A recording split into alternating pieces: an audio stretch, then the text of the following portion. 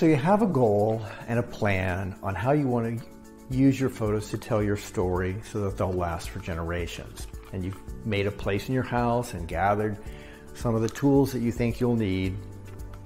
And now it's time to actually gather the photos and all the other memorabilia. And you want to gather all the different media. And two of the media that you want to focus on gathering is film and video. And the reason is that 8mm film and VHS and beta video will deteriorate much faster than your printed media. And so you want to gather that together so that you can get it converted first.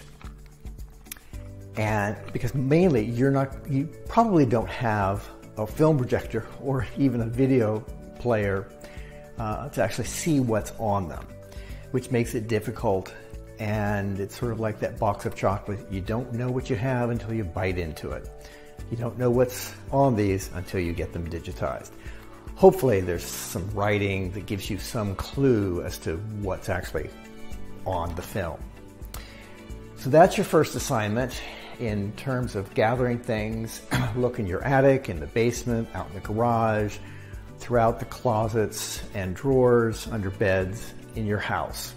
So happy hunting, and any questions, put them in the comments below, and we'll talk to you tomorrow.